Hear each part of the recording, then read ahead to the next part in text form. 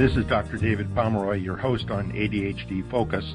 I wanted to remind you that the show is not intended to be a recommendation for diagnosis or treatment of any condition for any specific person. Please consult your mental health professional or doctor managing your ADHD or mental health issues about any diagnosis or treatment-related information that you hear on the show. Refer your ADHD provider to the show if he or she would like more information. Thank you. Today we're talking about how to save the summer, and that actually maybe save the start of the school year, in terms of how families can set up for success in these now stressful times. My guest is Dr. Sharon Saline, a psychologist of over 30 years experience, whose office is in Western Massachusetts. She has written a book, What Your ADHD Child Wishes You Knew, which I think is a great perspective for parents and children to start from. And most recently, has put out an ADHD Solutions card deck, which both parents and kids can use to help facilitate their communication. Dr. Saline, thanks for coming on the show. Thanks so much for having me. It's always great to talk to you, David. And I am very excited, if that's the right word, to talk about this topic, because I think it's on the tips of all of our tongues and the fronts of our brains about what we're going to be doing, for the rest of the summer for sure, but also how we're going to transition to the fall. Absolutely. Looking at the things you had set out in terms of planning things for the summer, I think apply specifically or in most ways to the beginning of the school year with distance learning online, where parents may have to do their own work as well as keep children occupied and figure out how to be IT consultant and teacher, depending on how the school has set it up. And that's so stressful for so many parents, because particularly for parents of kids with ADHD or learning disabilities or high-functioning autism, these parents were not trained to support the learning of kids with these particular academic and social challenges. While, of course, as parents, you know your child better than anyone and you love them, there are still certain skills in terms of educating your kids that probably aren't in your wheelhouse. And so, in addition to the stress of working at home or dealing with job insecurity or housing insecurity or food insecurity, you're now dealing with education insecurity. And it's a lot. Yes, it is. And I've certainly seen over the past many months, 4 months and counting, in all the patients I talk with, there's an underlying angst for everybody that takes up some of your bandwidth all the time. So that's just an added, that how to deal with uncertainty is difficult. So one of the things that I see on your list of things that help, and it's something I'm trying to stress with patients too, is setting up the daily routine. Yes. It's really important to have some kind of daily routine. This not only grounds your family in what they're doing each day and what to expect, but it also helps, because you have some kind of predictability, it helps to reduce anxiety. And right now, anxiety is just so high for kids, particularly for kids who have ADHD or other learning challenges and don't know what to expect this fall, and of course for adults themselves. And so having some kind of general routine helps everybody slow down a little bit and know what's coming. And when you have some idea of knowing what's coming, when you can control the things that are within your bandwidth, it helps give you some comfort about the things that you can't control. It instead of feeling like everything is up in the air, there are some things that have some structure. Mm-hmm. Something that occurs to me, and certainly kids in elementary school, I think would be easier to say, okay, this is how we're going to do it. We're going to get up this time at breakfast, and then we're going to start school or whatever you want to call it at a certain time. Whereas with middle school and high schoolers, kind of negotiating how we're going to do this, and no, you can't sleep until 10:30. So yes, you need to be in bed by 11 or whatever. Well, we want to collaborate with our kids, and particularly with middle and high schoolers. And that doesn't mean you capitulate. It doesn't mean you give in. But they want to go to bed at 2, and you want them to go to bed at 10. Is there somewhere on the other side of midnight, somewhere between 10 and 12, that you could agree on and is a reasonable time, and that you can actually monitor? Because it doesn't work to say to your kids, you need to go to bed by midnight, and then you're fast asleep at 9:30. You can't monitor them. So how are you going to actually create a system that you can monitor and you can agree on? Yeah, and certainly, and this is true for adults too, having the phone right there or the tablet, whatever, next to the bedside. And I'm suggesting people do screen distance, just as you would social distance from someone else. Mm-hmm. Screen distance needs to be 6 feet away. Once you get to bed, and ideally screen distance starting 2 hours before bed, so there isn't kind of stimulation of things on a screen, and certainly the increased anxiety of anything that's related to news. Yes, I mean, there's a lot of research that shows that getting off screens anywhere from, and some people say 30 minutes, some people say 90 minutes before bed is helpful. Of course, having adjustments on your screen so that they're not so bright, that there's a filter on them, that can also be helpful. But I happen to agree that we all need time to kind of disconnect from our screens and from the intensity of the world around us so that we can get a good night of rest. And getting a good night of rest also helps reduce stress, which is why it's so important to do right now more than ever. What have you found to be effective ways as far as limiting that screen time? Even with a third grader, that can be a difficult thing to do. Well, I think this goes back to setting up some kind of regular schedule, so that it's clear, what is the baseline amount of screen time that you want your child to have, and how can they earn perhaps additional screen time through cooperative behaviors, through easing off a screen period at one time of the day in order to earn something another time of the day. These are ways that you can set up expectations around screen use. When kids are screaming and melting down about getting off their screens, what they're showing you is that they have a dependency, which is concerning, but there's also probably not enough for lack of a better word, regulation about how screens are used in families. What I've seen a lot recently, David, is that over the COVID situation, many parents have given their kids free access to screens, much more access than they would normally give, beyond double, and that kids are now kind of feel entitled and are demanding about it.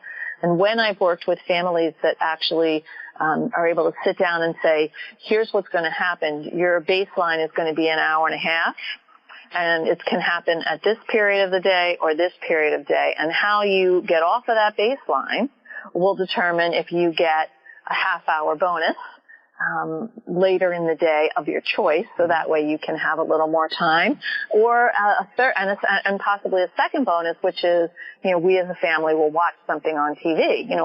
Either we'll watch something on TV or we'll play a game. But either way, we're going to do something together. Some families link it to chores. You know, you ease off your first period of screen, you get a bonus. You do your chores, you get a second bonus. You don't do your chores, you don't ease off, you don't get the bonus. So for kids, it's a natural incentive because they actually want their screen time. But it has to be, you know, at a set or a scheduled period of time. You know, what I would encourage parents to do is kind of think like a camp counselor right now. You wake up, you have breakfast, you have activity period 1. Then you have a break, then you have activity period 2.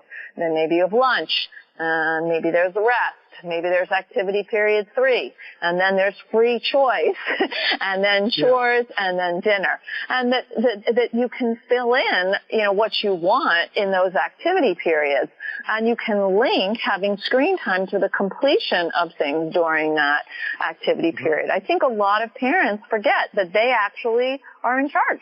Yeah, I know parents, they have to get work done, so it's easier to let the 7-year-old be on screen while they get something done, and that's the tough balance. Or certainly by age 7, kids know how to find the screen and get on it.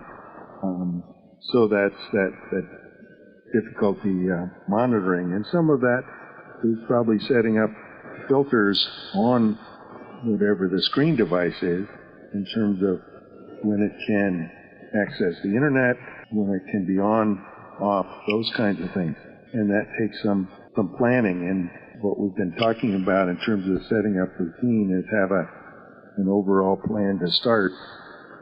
And then, right. And it's good to have a weekly family meeting where you talk about what are your goals? What do you want to have happen? Kids don't want to argue with their parents. They don't like arguing with their parents any more than parents like being argued with. So what I would really encourage families to do is once a week make a time for 15 minutes or 30 minutes, depending how long your kids can tolerate it, and talk about, what do we want? We have a month left of the summer or 6 weeks left of the summer. How do we want to spend that time? What's a few things that we would really like to be able to do? What would be a place we could go that we've never been? Or how could we do local little day trips? Can we go pick some berries? Can we try a new ice cream store? Can we maybe find a swimming hole that we haven't visited? Walk a new path in a park in a city. And that, having things to look forward to like that would really help.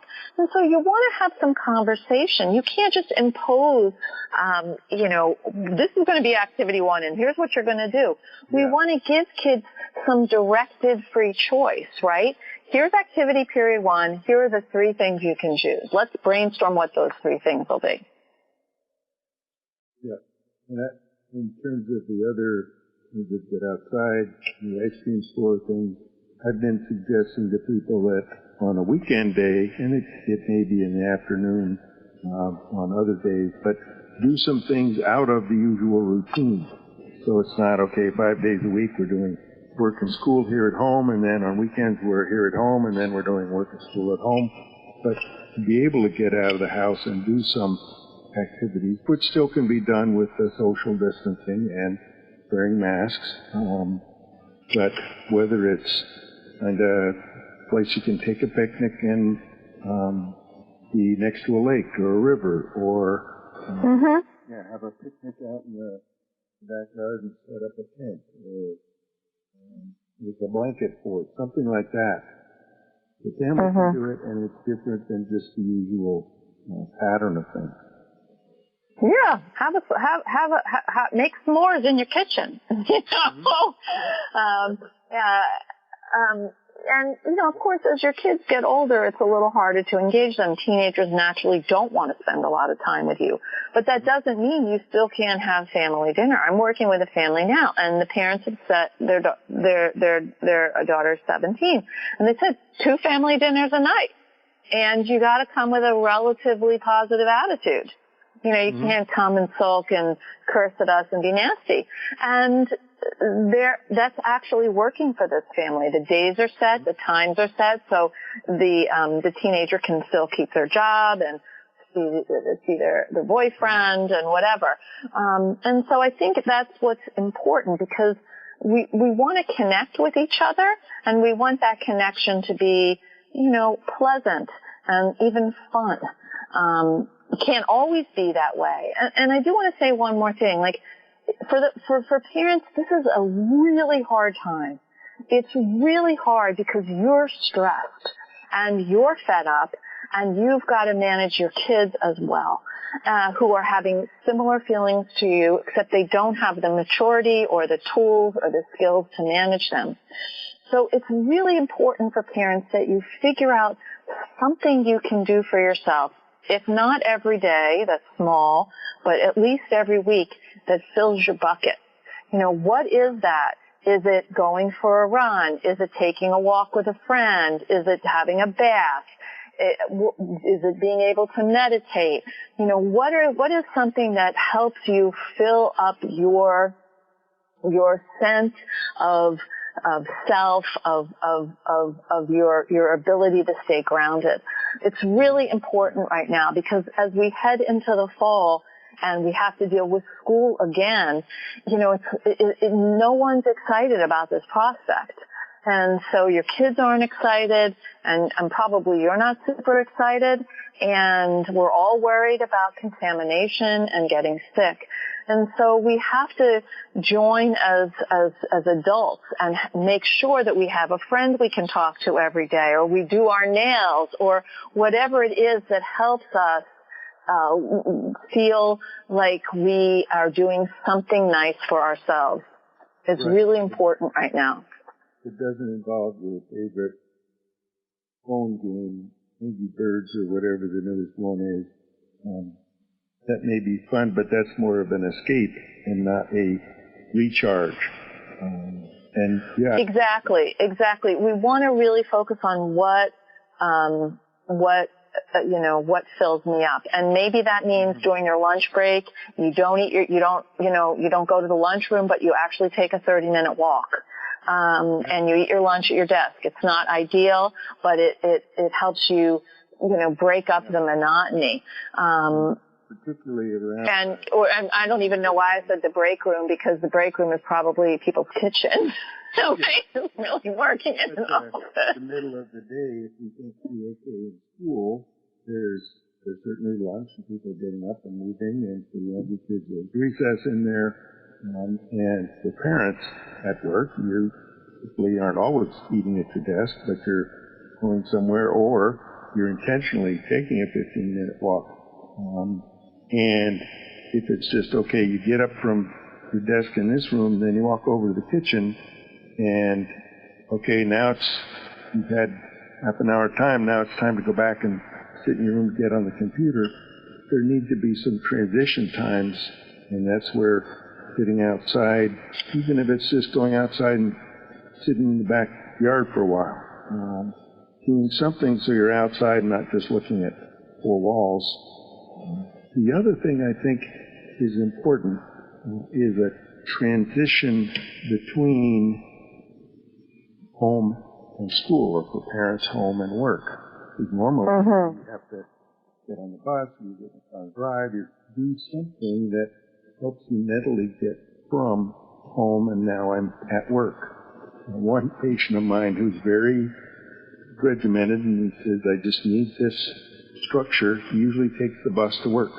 So now he leaves his house, he goes out to his bus stop, he comes back and he does what he would have been doing on the bus. Whatever. At the time he would have gotten to work, then he gets up and goes into his workstation room. So he keeps that routine, but that's that transition. I don't think everybody would be quite that regimented in time, but people who have, they're very happy they don't have an hour commute, but at least maybe it's get in the car and drive around the block 2 times. You're in the car, you're moving, and now you come back and go to work. Right. I think it's easy to fill up that time with chores and other things, but I would encourage people to go outside. Soon enough it'll be rainy and cold and snowy, and take your child and put them on their scooter and walk around the block. You walk and they can scooter, and then go start your day. You know, that the endorphins that are released through exercise bathe the brain in chemicals that help us feel good. And they'll help you feel good, and they'll help your child. Absolutely. Absolutely. You know, I think getting outside, and people up here in Seattle, thankfully we're running into some sunny weather, but, well, you know, it rains, and I say, you know, they make hoods for coats, and they do have hats.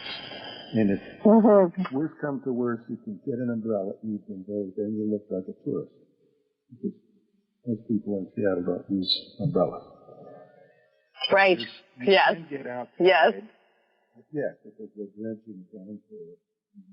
And if there's snow, you wouldn't. But getting outside, particularly in that morning, get the fresh air, get things moving.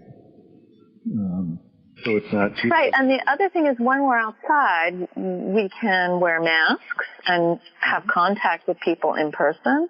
If we're, you know, about 6 to 8 feet apart, you could have a picnic with another family. That's a little harder for kids because you can't necessarily control that they're not going to interact. So maybe you just wear your masks and you just eat on your blanket. And when you're done eating, then they can put their masks on and run around. But that in-person contact is so important, particularly for kids with ADHD who often struggle with social issues, social anxiety, peer relationships.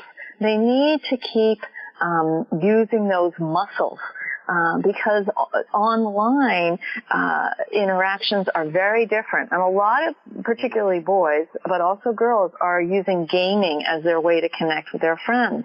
And you can't take an emotional weather report from what's happening gaming. You can't read into someone's feelings or facial expressions with a text. So and while the mask covers part of our face, it still allows us to have conversations in real human time, and that's very valuable.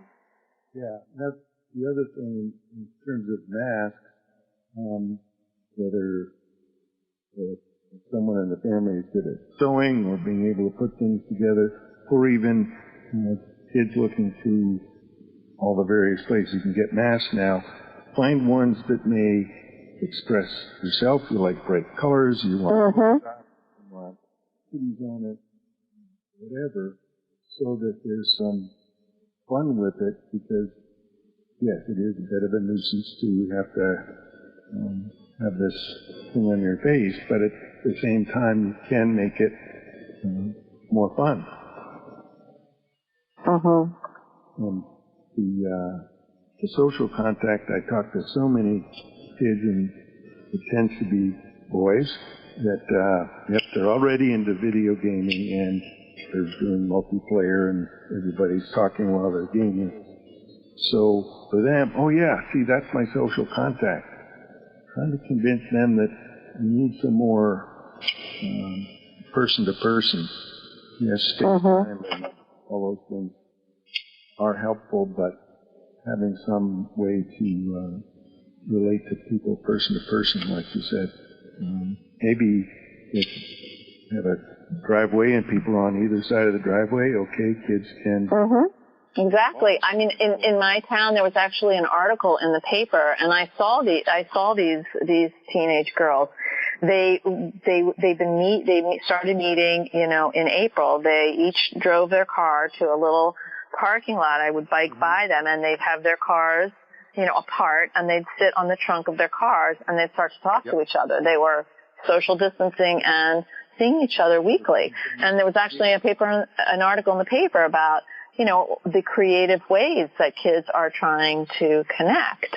And, practicing physical distancing is important.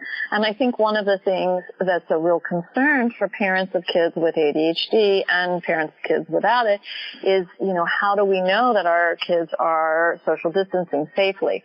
And it seems to me that what has to happen is that you need to talk to your kids really concretely and remind them. Show them with a tape measure. This is what 6 feet looks like.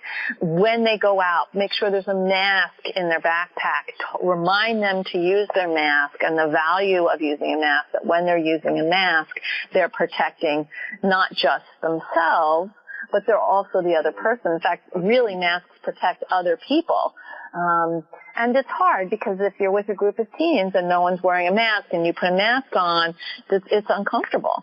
But it's really important. And so, you might want to practice with your teen, having them have some friends over in your yard so you can see how your child is managing. Or on your balcony if you live in a city. Kids, for the teens to say, we don't want grandma to get sick. We don't want anybody else's grandma to get sick either. And that's where if you're wearing a mask so that you may have the virus in your system and you're spreading it to other people, but you aren't going to get sick for 2 days, so you don't even know you have it. And I think that's one of the things that's difficult for a lot of people to understand. But having that conversation with kids as a family, this is why we're doing this. This is why it's important. And we all want to contribute our own part. Yeah, we can't be making a vaccine or be working in the emergency room, whatever, but everybody can come together to make our own contribution to the effort to control this. And I think we talked about the weekly family meeting. Maybe as coming up to this transition to school, maybe that's got to be twice a week. Exactly. And keep it shorter. I had one family that they met twice a week for 10 minutes each day, for 10 minutes, Monday and Thursday. Just check in at night, and that worked. The other families like to do a half hour on Sunday, and that's it. Talk about what would make sense. Your kids aren't going to jump up and down and say, yay, family meeting. I know my kids were, it's like, oh my gosh, they would say, I hate being the child of a psychologist. But, they sat down. We would talk about stuff because then I didn't have to nag them during the week. When both of them were applying to college, it was a once a week conversation. Because I couldn't, unless they didn't follow through, in which case I earned myself. I earned, and they gave me a second check-in. Mm-hmm.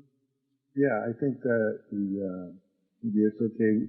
This is an issue we're kind of trying to figure out. Then at our next meeting in 3 days, everybody bring back one idea on how we might approach that. So that there's I love that idea. Collaboration and contributing. And there's we don't have to decide it right now, but we're going to set a time that we're going to talk about it again. And that's that. Maybe more frequent meetings. This transition to school is going to be tough. There's one other thing I'd like to suggest, and I've seen so many parents say every teacher is using something different to communicate. It's maybe Microsoft Teams or Google Docs. This one wants you to look at their website. So write to school principals, school administrators, and say, listen, every teacher in your school has to be using the same platform. I don't care what it is. You can teach them how to use it. But none of this. Here. I completely agree. You have two kids in different grades, and each of 5 teachers is doing something different. It's totally crazy making. And I don't think that's fair. Now, admittedly, schools were under the gun, and they had 2 weeks after reopen. But hopefully they've thought things through and have one program that everybody's using. Well, as usual with our discussions, we're at a time to close it down. Certainly, I think that overall, one of the main things we talked about is how to reduce the anxiety, because everybody's got some, certainly more than we used to have. What are the ways you can do that in terms of the structure for the day, the weekly family meetings that talk about it, and talking about what are you scared of, what are you anxious about, so that that can be a family discussion, and also parents are modeling this is how we approach problems. So Sharon, thank you so much for your ideas, and hopefully this will help my listeners figure out ways to not only deal with the rest of the summer and get some things in place to be able to start into the school year. Thank you so much for having me. It's always such a great pleasure to talk to you, and perhaps we'll check in again in the fall sometime about how families are doing, families that we're talking to in our practices or in our in talks that we're giving, and offer support that is needed at that time. That would be great. Sounds good. Thanks again. Thank you all for listening. So glad that you could join us. And I'll be back later with another guest and another topic. This has been ADHD Focus. My guest is Dr. Sharon Saline, and her book, What Your ADHD Child Wishes You Knew, is a great blueprint for being able to help your kids with some of the things that are tough for them.